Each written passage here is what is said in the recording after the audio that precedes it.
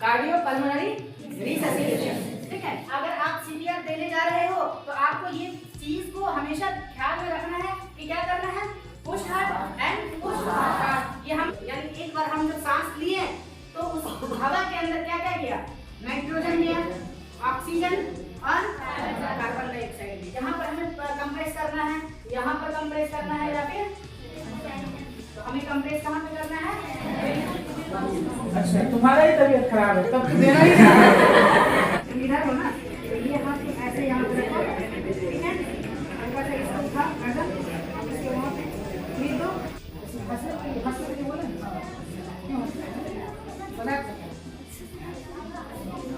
तुम्हारा right hand को उनके सामने बैठे हुए हो ना, वो इधर उधर आके बैठ जाओ, आगे फ्रंट पे आ जाओ, उसके लिए एक गोल्डन अपॉर्चुनिटी है।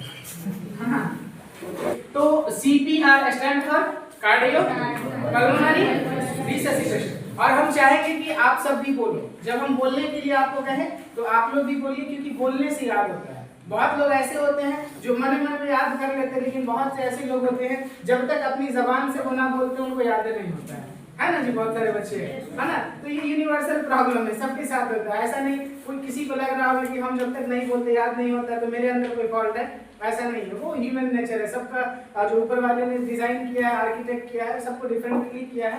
तो इसीलिए जो है उस पर ये नहीं समझना है कि मेरे अंदर ये कमी है ना। कार्डियोपल्मोनरी रिससिटेशन, ठीक है। अब इसके जो कंपोनेंट्स हैं वो कौन कौन से हैं, तो कंप्रेशन और मतलब हम लोग क्या करते हैं, वन टाइम में उसको कंप्रेस करते हैं और दूसरे टाइम में क्या करते हैं, पुश करते हैं, मतलब ब्रीथ देते हैं। तो इसका जो पूरा जो प्रोसीड्यूर्स है उसके बारे में हम डिटेल में बात करेंगे। लेकिन एक बार अमेरिकन हार्ट एसोसिएशन जो AHA है वो क्या कहता है उसको एक बार रिकॉल करते हैं। तो इसने क्या कहा है कि push hard and push fast. क्यों कहा है, क्योंकि जब हम लोग CPR दे रहे होते हैं ना, तो अगर हम अपने अनुसार उसको CPR देंगे तो उसकी जान नहीं बच सकती। क्यों, क्योंकि आप जो उसको ऊपर जो मेहनत करने जा रहे हो, जो फोर्स लगाने जा रहे हो, उसकी बॉडी के रिक्वायरमेंट के अकॉर्डिंग, ना कि आपके स्वेच्छा और जो है आपके कंफर्ट के अकॉर्डिंग, ठीक है। तो इसीलिए इसने कह दिया एक लाइन में कि अगर आप CPR देने जा रहे हो तो आपको ये चीज को हमेशा ख्याल में रखना है कि क्या करना है, push hard and push fast. ये हम नहीं कह रहे, कौन कह रहा है, ठीक है। अब कंप्रेशन का मतलब तो प्रेस करना होता है और ब्रीदिंग मतलब। अब हम लोग वापस से अपने क्वेश्चन पे आते हैं। हमारा क्वेश्चन क्या था कि जब हम लोग इनहेल करते हैं यानी सांस लेते हैं तो हमारी बॉडी के अंदर क्या जाता है, ऑक्सीजन जाता है। लेकिन जब हम सांस छोड़ते हैं तो हमारे माउथ से क्या निकलता है, कार्बन डाइऑक्साइड निकलता है। और हम कह रहे हैं क्या कि CPR में दो कंपोनेंट होते हैं, यानी दो काम करने होते हैं। एक बार उसको जो है कंप्रेस करना होता है और दूसरी बार में क्या करना होता है, सांस लेना। तो जब अगर हम सांस छोड़ेंगे तो हमारे माउथ से क्या निकलेगा, कार्बन डाइऑक्साइड, क्योंकि हमने पेड़ तो अपने शरीर के अंदर लगा नहीं रखा है ना। हम लोगों के अंदर ऐसा कोई है नहीं जहां से ऑक्सीजन निकलेगा। तो फिर इसकी जान बचेगी कैसे, कोई बता पाओगे या कोई बता सकते हो? जब हम सांस लेते हैं हमारे बॉडी के अंदर जो एनवायरनमेंट के अंदर जो पेड़ पौधे हैं वहां से हमारी बॉडी के अंदर क्या जाता है, ऑक्सीजन। हमारा बॉडी उसको यूज कर लेता है। हम जब सांस छोड़ते हैं तो हमारे बॉडी के अंदर जो कार्बन डाइऑक्साइड है वो क्या हो जाता है, बाहर निकल जाता है। तो जब हम सांस छोड़ेंगे तो ही ना इसके बॉडी के अंदर जाएगा। तो उस टाइम में तो उसके शरीर में कार्बन डाइऑक्साइड जा रहा है, जबकि उसको रिक्वायरमेंट किस चीज की है, ऑक्सीजन की रिक्वायरमेंट है। तो फिर इसकी जान कैसे बचेगी, तब तो हम उसको और मार रहे हैं। इसको मिटा दे, ब्रीदिंग को इसको मिटा दे, मतलब आंसर नहीं पता है तो क्वेश्चन चेंज, ऐसा नहीं। देखिए थोड़ा सा हम लोग डिटेल में जाते हैं। इनहेल एयर यानी कि जब हम लोग सांस लेते हैं तो सांस जब लेते हैं तो उस हवा के अंदर 78% जो होता है वो नाइट्रोजन होता है। क्या होता है, नाइट्रोजन होता है। कितना होता है, कब, जब हम सांस ले रहे हैं।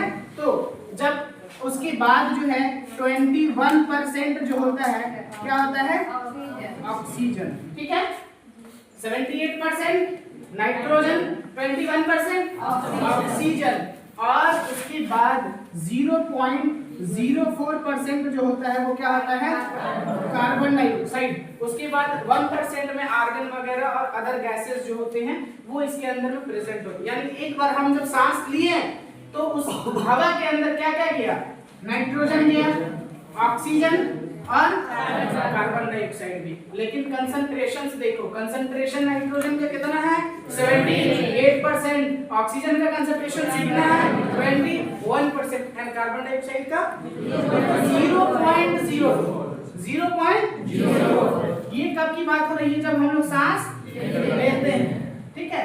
अब इधर हम लोग बात करते हैं जब हम लोग सांस छोड़ेंगे तब, यानी कि एक्सहेल एयर में, एक्सहेल एयर यानी जब हम सांस छोड़ते हैं तो उस टाइम पे क्या होता है, तो सांस जब छोड़ते हैं तो उस टाइम पर भी हमारे जो एयर बेस है उससे जो हवा बाहर निकलती है उसके अंदर 78% नाइट्रोजन अपना कंसंट्रेशन को बनाए रखता है, उसमें वो मेंटेन करके रखता है, ठीक है। अब उसके बाद जो है वो 16% उसके अंदर ऑक्सीजन भी होता है, यानी कि जब हम सांस छोड़ते हैं उस टाइम पर भी हमारे माउथ से यानी हमारे बॉडी से जो एयर बाहर निकलता है उसके अंदर ऑक्सीजन भी होता है। और कितना होता है 16, और 16% oxygen is enough to revive anyone's life. मतलब 16% जो ऑक्सीजन है वो इंसान की जान बचाने के लिए सफिशिएंट है। यानी हम सांस छोड़ भी रहे हैं तो हमारे बॉडी से जो कार्बन डाइऑक्साइड निकल रहा है तो उसके साथ ही साथ क्या निकल रहा है, ऑक्सीजन भी निकल रहा है। कितना ऑक्सीजन निकल रहा है 16%, और 16% ऑक्सीजन से किसी भी इंसान की जान को बचाई जा सकती है, चाहे वो मोटा आदमी हो चाहे वो पतला हो, है ना, उससे मतलब नहीं है। उसके बाद एक्सहेल एयर के अंदर जो कार्बन डाइऑक्साइड का कंसंट्रेशन होता है वो 4% होता है। कितना होता है 4%। यानी कि जब हम सांस छोड़ते हैं तो हम कहते हैं कि उसके अंदर क्या है, कार्बन डाइऑक्साइड है, लेकिन देख लो कार्बन डाइऑक्साइड हकीकत में कितना बाहर निकल रहा है 4%। इसका 4 गुना ज्यादा ऑक्सीजन निकलता है, उसका हम नाम ही नहीं देते हैं, और हम बार बार किसको रिपीट करते हैं, कार्बन डाइऑक्साइड को, जो कि उससे 4 गुना करीब है। इसका 4 गुना अमीर क्या है, ऑक्सीजन। उसका नाम नहीं ले रहे हम लोग, किसको कहते हैं, कार्बन डाइऑक्साइड को बार बार कहते रहते हैं। और उसके बाद फिर अदर जो गैसेस हैं, है ना, जैसे कि आपका आर्गन वगैरह जो भी है वो सब जो है एक्सेल लेयर में रहता है। तो देखो यहाँ पर जब हम सांस ले रहे हैं 21%, तो यूज हमारा बॉडी कितना किया 5 से 6%, 16 यहाँ है। जब हम छोड़ते हैं तो कितना है 16, और जब सांस लेते हैं तो हमारे बॉडी के अंदर ऑक्सीजन कितना जा रहा है, तो यूज कितना हो रहा है 5 से 6%। उसके बाद बाकी तो वेस्टेज आ रहा है, बाहर ही निकल रहा है। लेकिन हम कभी कभी जो है उस वेस्ट से किसी भी इंसान की जान को बचा सकते हैं। तो अब समझ में आया कि हम जो सांस छोड़ते हैं उस छोड़े हुए सांस में भी, एयर में भी क्या होता है, ऑक्सीजन होता है। कितना होता है 16% होता है। और जब हम सांस लेते हैं तो उस टाइम पे हाँ, तो कई बार ये क्वेश्चन जो है पूछा जाता है, और इसीलिए कम से कम ऐसे ट्रिकी क्वेश्चंस का आंसर पता रखो कि उसके बोलने से पहले उसका आंसर कर दो और उसके मुंह को फेविक्विक से। चलिए, तो ये हो गया, यानी कि जब हम सांस देंगे तो अब कंसेप्ट समझ में आ गया है। चलो अब हम लोग डिटेल में जाते हैं, कंप्रेशन पे एंड फिर हम लोग ब्रीदिंग पे आएंगे, ठीक है। उससे पहले हम लोग जो है थोड़ी सी जो है ट्रॉमेटिक इंसिडेंट्स को समझते हैं, यानी कि इंजरी वाला। कई बार क्या होता है कि जरूरी तो है नहीं कि पेशेंट हमारे पास जो आएगा वो ठीक ठाक अवस्था में आएगा। अगर ठीक ठाक है तो वो हमारे पास आएगा क्यों, या फिर हम उसके पास जाएंगे क्यों, क्योंकि ये सब चीजों की जो रिक्वायरमेंट पड़ती है कब पड़ती है, रोड पे एक्सीडेंट हो गया, वहां पर आग लग गया, उसमें आदमी जल गया, वहां पर कोई बिल्डिंग पे काम कर रहा है, छत से गिर गया वहां पर, तो उस कंडीशन में जो है उसका बोन भी तो फ्रैक्चर होगा या नहीं होगा। अगर रोड पर भी एक्सीडेंट होता है तो वहां पर भी जो चांसेस होते हैं किस चीज का, फ्रैक्चर का, है ना, इंजरी का। तो उस टाइम पर हम लोग इसको कैसे करेंगे मैनेज, तो उसके लिए क्या करना होता है कि जब कभी भी अगर इस टाइप का इंसिडेंट है, फॉर एग्जांपल आप रोड पर जा रहे हो, ठीक है, रोड पे जाते समय आपने देखा किसी का एक्सीडेंट हो गया, क्या हुआ, एक्सीडेंट हो गया, और आप दौड़ के गए उसके पास और उसको बीच रोड पर जो है देखे कि इसका सांस नहीं चल रहा है, ठीक है, इसका हार्ट काम नहीं कर रहा है, तो डायरेक्ट आप क्या देने लगे, CPR। उधर से एक ट्रक आएगा और आपको भी साथ लेकर के, ठीक है। तो ये सब गलती नहीं करना है। हमें करना क्या है, अगर रोड पर कोई भी इस टाइप का ट्रॉमा हो रहा है, इंजरी हो रहा है, एक्सीडेंट हो रहा है, तो सबसे पहले जो विक्टिम है, जो इंजर्ड पर्सन है, उसको क्या करना है, रोड के किनारे लेकर के आना है, ठीक है। क्योंकि फर्स्ट एड का एक रूल होता है कि जब कभी भी आप फर्स्ट एड देने के लिए जाइए तो सबसे पहले आप अपने को सेव करिए, अपने आप को सिक्योर करिए, तभी जाकर के आप दूसरे की जान को बचाइए। क्योंकि जब तक आप सेफ नहीं है, दूसरे को सेव करके क्या कर लीजिएगा। मान के चलिए आप उसको बचाने गए और उसको जो है मान के चलो इलेक्ट्रिसिटी का शॉक लगा है, आप गए दौड़ के पकड़ लिए, पता चला आपको भी झटका लग गया है। तो उसकी मदद करने से पहले आप ये देखिए कि आप सेफ हैं पहले। अगर ये चीज एज्यूर हो जा रहा है, कंफर्म हो जा रहा है, तब ही जाकर के आप उसको क्या करिए, सेव करने की कोशिश करें। तो जब कभी भी रोड वगैरह पे एक्सीडेंट हो या फिर इस तरीके का कोई घटना घटता है, तो सबसे पहले जो विक्टिम है उसको रोड के साइड लेकर के आइए, ठीक है। उसके बाद जिस तरीके की भी इंजरी है उसके अकॉर्डिंग आप उसको मैनेजमेंट दीजिए और कोशिश करिए जल्दी से जल्दी उसको हॉस्पिटल लेकर के जाने का। रोड पर ही हॉस्पिटल नहीं बना देना है ना, हॉस्पिटल जहाँ है वहीं उसको रहने देना है। लेकिन हॉस्पिटल जाने से पहले यानी जाने तक उसको लाइफ को जो है वो सरवाइव करके रखना है, उसको इमरजेंसी ट्रीटमेंट दे करके, है ना, मैनुअल कुछ टेक्निक की मदद से जो है हम लोग उसको क्या कर सकते हैं, उसका जो 10 मिनट पहले जान जाता तो 10 मिनट बाद, है ना, उसके लाइफ को हम लोग थोड़ा सा क्या कर सकते हैं, रोक करके रख सकते हैं, ठीक है। तो ये चीज याद रखिएगा हमेशा कि जब कभी भी किसी को CPR देने जाइए तो सबसे पहले आप अपने आप को सेव करिए। जब आप फील खुद को सेव कर रहे हैं तो ही जा करके दूसरी की मदद करिए, ठीक है। ये बात तो सभी को पता ही रहा होगा, पहले से पता था क्या? नहीं, गड़बड़ बात है जी।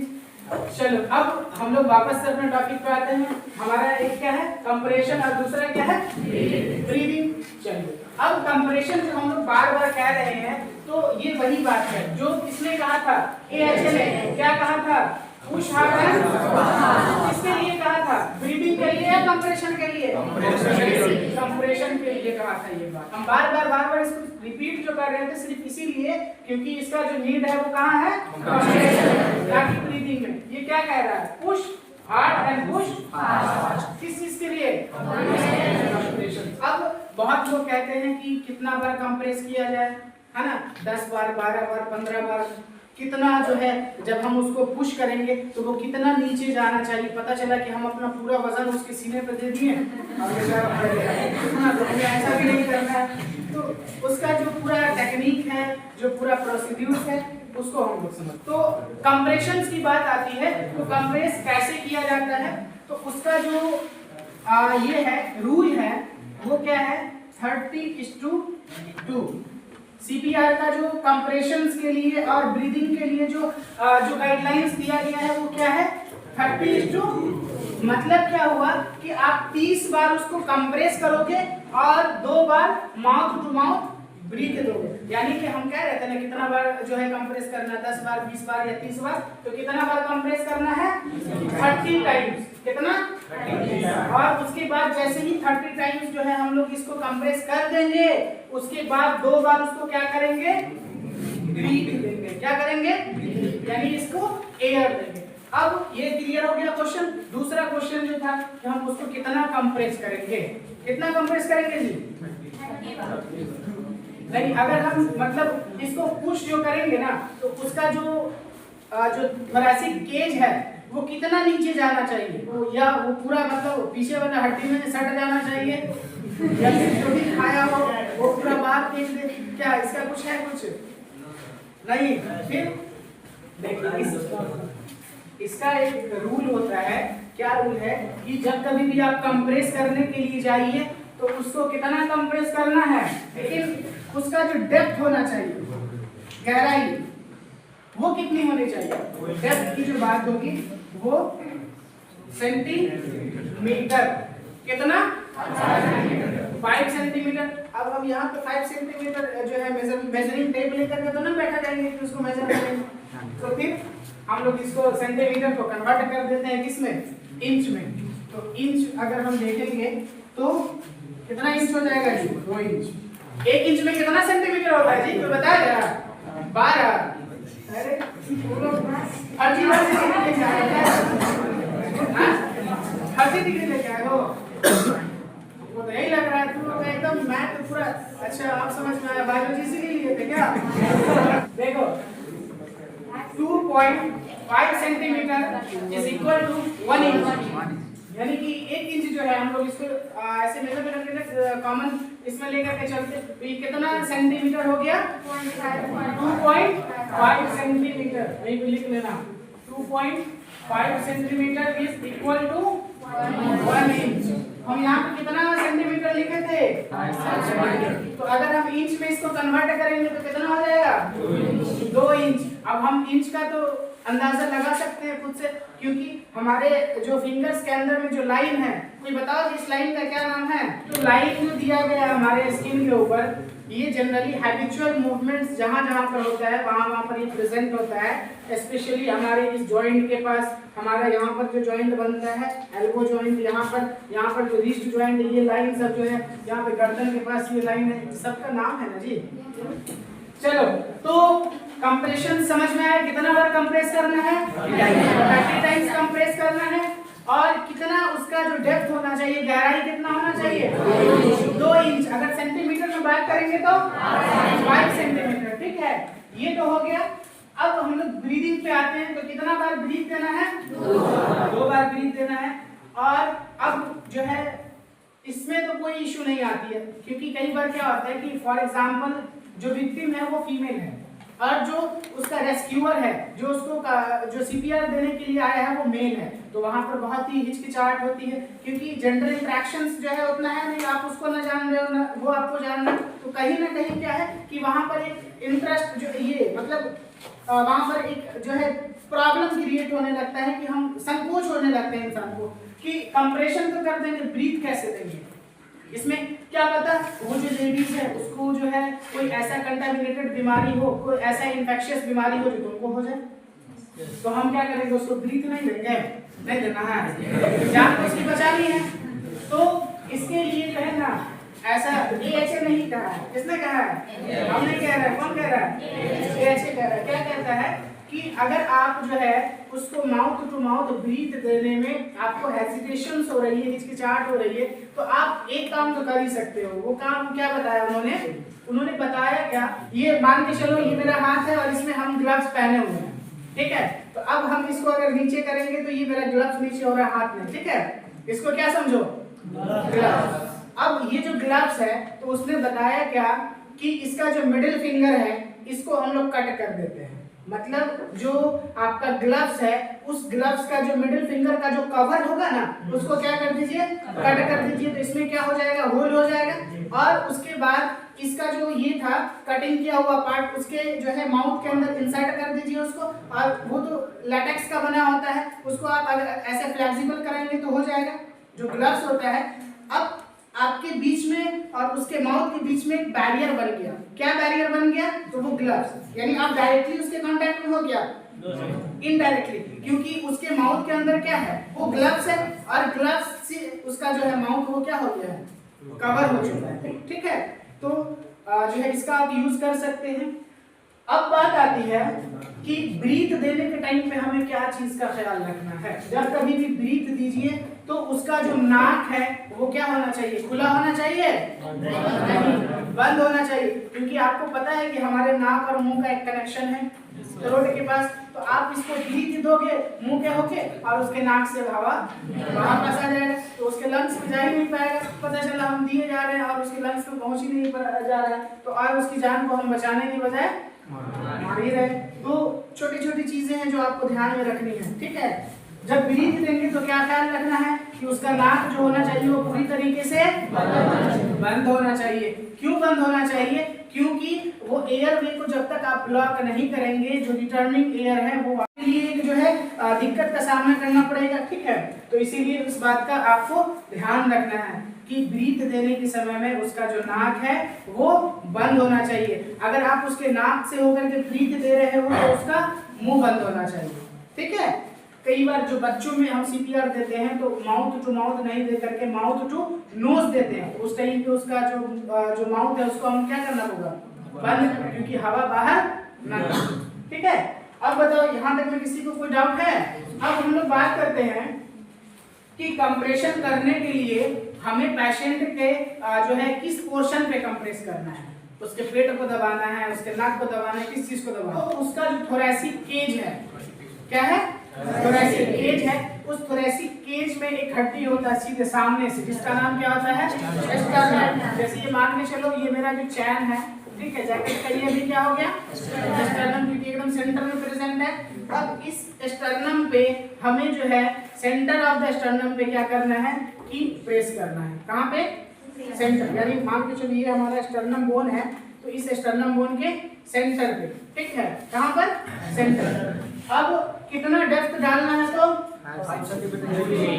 कितनी बार कंप्रेस करना है? तो कोई डाउट? नाम क्या था? स्टर्नम। ये किस टाइप का बोन है? फ्लैट बोन है। कैसा बोन है? Flat bone. हम लोग बोन पढ़ते हैं ना, long bone, short long bone, है ना सर? तो उसमें साइज एंड शेप के अकॉर्डिंग जब हम लोग क्लासिफाई करते हैं तो उसमें एक बोन में कैटेगरी आता है जिसको हम क्या कहते हैं? फ्लैट। फ्लैट का मतलब होता है चिपचिपा। फ्लैट मतलब क्या होता है? तो ये किस टाइप का बोन है? फ्लैट बोन है, ठीक है।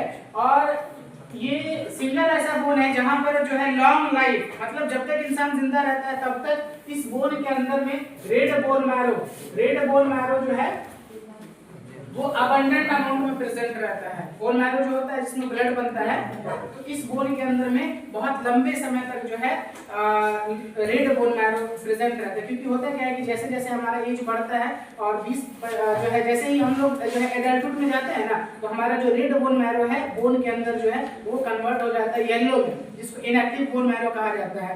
जबकि ये एक ऐसा सिंगल बोन है जिसके अंदर में लॉन्ग लाइफ, मतलब जब तक इंसान जिंदा रहता है तब तक के रेड बोन मैरो प्रेजेंट रहता है।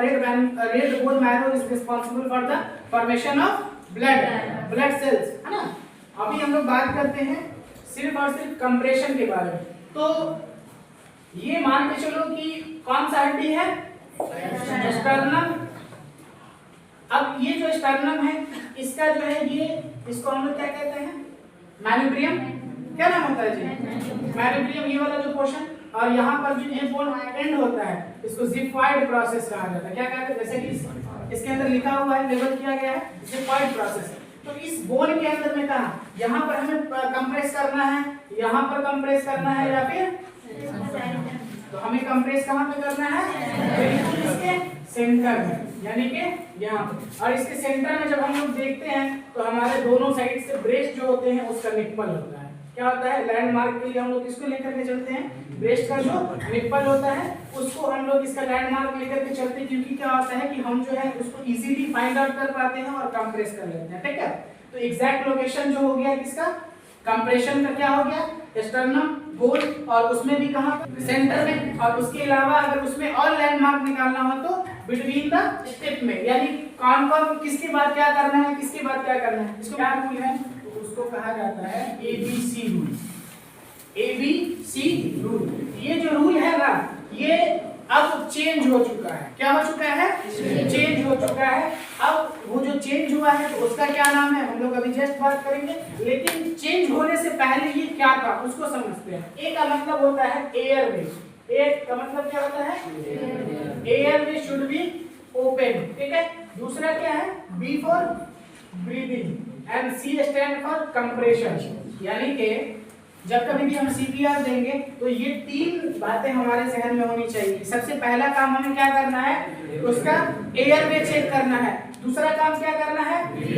ब्रीदिंग देना है पहले, और उसके बाद क्या करना है? कंप्रेशन। यानी कि पहले हमें ब्रीथ देना है और उसके बाद कंप्रेशन।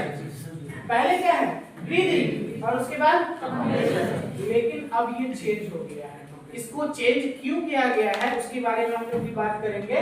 लेकिन जो चेंज नहीं किया गया था, यानी कि 2000 जो है 24-25 में जो नया गाइडलाइन आया है AHA के द्वारा, उसने क्या बताया है कि इसको आप चेंज कर दीजिए। क्यों चेंज कर दीजिए? क्योंकि एक रिसर्च हुआ। रिसर्च किस चीज के ऊपर हुआ कि जब हमारा बॉडी यानी जब हम लोग डेथ कर जाते हैं, मान के चलो कोई है जो मर गया है, ठीक है, मर गया है, तब भी उसके ब्रेन का जो सेल होता है जिसको हम लोग क्या कहते हैं, न्यूरॉन कहते हैं, और ब्रेन में जो है ब्लड पहुंचाने वाला जो आर्टरीज होता है उसके अंदर कहीं ना कहीं कुछ अमाउंट में ब्लड प्रेजेंट रहता है। क्या रहता है? ब्लड प्रेजेंट रहता है। तो ब्लड जब प्रेजेंट रहता है तो हमें सिर्फ और सिर्फ उस स्टेज में क्या करना होगा कि हार्ट को क्या करना है, कंप्रेस करना है, क्योंकि कहीं ना कहीं हार्ट के अंदर भी कुछ अमाउंट में ब्लड रहता है। तो सबसे पहला काम अगर हम कंप्रेस करेंगे, अगर इसको दबाएंगे तो इसके अंदर जो ब्लड है हार्ट के अंदर वो कहाँ जाएगा, बाहर निकलेगा। अगर वो हमारे ब्रेन के सेल्स तक जाता है तो हमारा बॉडी ऑटोमेटिकली क्या हो जाएगा, जिंदा हो जाएगा। क्योंकि बहुत पहले जो है मरने यानी कि कोई जो मर जाता था उसका डेफिनेशन कैसे दिया जाता था, किसी को पता है? मतलब डेथ जो डिक्लेयर किया जाता है तो किन किन बातों को देख करके कहा जाता है कि ये आदमी अब जिंदा नहीं है, मर गया। क्या सांस नहीं चलता है तो अब आदमी क्या कहता है, मर गया। पहले यही कंसेप्ट था, लेकिन इसको चेंज किया गया क्योंकि जो है 1952-53 ईस्वी में क्या हुआ था कि एक जो है यूएसए में एक जो है फैक्ट्री में काम करने वाला एक लेबर था, उसकी डेथ हुई हॉस्पिटल के अंदर में। कहाँ डेथ हुई? हॉस्पिटल के अंदर में। और उसको मरा हुआ घोषित कर दिया गया सिर्फ इस वजह से क्योंकि उसका जो है सांस नहीं चल रहा था। लेकिन थोड़े समय के बाद वो क्या हो गया, जिंदा हो गया।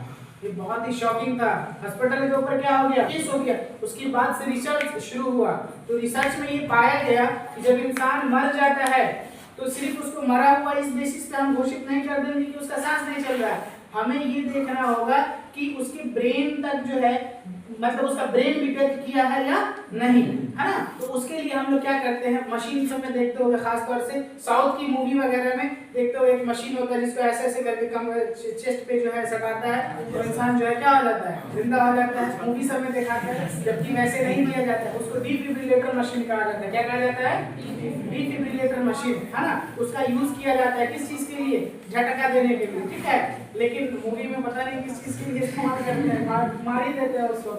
तो पहले के समय में जो है कौन कौन सा कंसेप्ट था, ए बी सी, मतलब हमें सबसे पहले इस पेशेंट का क्या चेक करना है, एयरवे, यानी एयरवे को, यानी कि जो उसका सांस का जो नली है, यानी कि उसका माउथ को अगर देख लेना है कि उसके अंदर कुछ ऐसा रखा हुआ तो नहीं है जिसका एयरवे उसका बंद हो जाए, या नाक को चेक करना है कि नाक के अंदर कुछ है तो नहीं, ठीक है।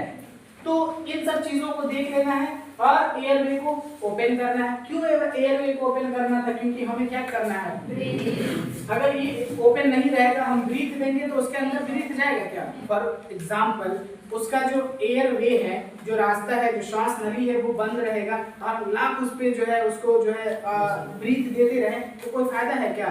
हमारा एनर्जी लॉस हो रहा है। तो हम लोग थोड़ा सा टेक्निक का यूज करते हैं। सबसे पहले एयरवे को ओपन करते थे, ठीक है, उसके बाद ब्रीथ देते थे और उसके बाद तब कंप्रेस करते थे, जो कि अभी भी यूज किया जा रहा है, लेकिन सिर्फ बच्चों के लिए।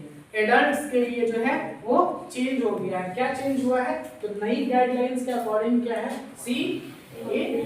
C for compression, A for airway should be open, airway check करना है, ठीक है, और तब जाकर के क्या करना है, ब्रीदिंग करनी है। क्या करनी है? ब्रीदिंग। लेकिन पहले क्या किया जाता था, एयरवे चेक किया जाता था, ब्रीदिंग चेक किया जाता था, तब कंप्रेशन किया जाता है। लेकिन अभी सबसे पहले क्या किया जाता है, कंप्रेशन। तो इससे क्या हुआ कि टाइम का बचत हुआ, क्योंकि ऑलरेडी इसके पास टाइम कम है, क्योंकि ये मरने वाला है, मर चुका होता है, ठीक है। तो हम लोग उसको और जो है उसका टाइम कंज्यूम करके और उसके जान को, मतलब मर गया तो कोई बात ही नहीं, अगर जिंदा है तो और उसको परेशानी में डाल दे। लेकिन सबसे पहले अगर हम कंप्रेस कर देते हैं तो कंप्रेस कहाँ पे कर रहे हैं, हार्ट के ऊपर। कहीं ना कहीं हम जो स्टर्नम के ऊपर जो है फोर्स लगा रहे हैं, तो वो फोर्स किसके पास जा रहा है, हार्ट के पास। तो हार्ट जो है वो स्टार्ट कर देगा कि क्या करना, कॉन्ट्रैक्शन और रिलैक्सेशन। जैसे ही हमारा कॉन्ट्रैक्ट करेगा हार्ट, तो इससे क्या होगा, ब्लड बाहर निकलेगा। तो ब्लड जब बाहर निकल गया तो बॉडी में जाने लगेगा, उसके बाद हमारे सेल को मिलेगा, हमारा सेल जिंदा, यानी कि हम जिंदा, ठीक है। तो इसीलिए इसको सबसे पहले क्या कहा जाता है, अब पहले आप कंप्रेस करिए, उसके बाद एयर में चेक करिए, तब जा करके ब्रीथ करिए, ठीक है। पहले ये था और अभी के टाइम पे ठीक है, तो आपको किसको याद रखना है, ये वाले को जो प्रेजेंट टाइम में यूज किया जा रहा है। ये वाला जो है बच्चों में यूज किया जाता है, तो बच्चों को घर पे देने की रिक्वायरमेंट होती नहीं है, क्योंकि जैसे ही बच्चों के साथ होता है हम हॉस्पिटल लेके भागते हैं, ठीक है। लेकिन फिर कभी भी अगर बाई चांस अगर जो है ऐसा करना पड़ गया तो बच्चों के लिए रिमेन सेम है ये, लेकिन एडल्ट्स के लिए जो है ये चेंज हो चुका है, ठीक है, क्लियर है। अब चलिए अब हम लोग बात करते हैं किस तरीके से कंप्रेशन करना है, किस तरीके से उसको जो है क्या कहते हैं ब्रीथिंग देनी है, हमारा क्या पोजीशन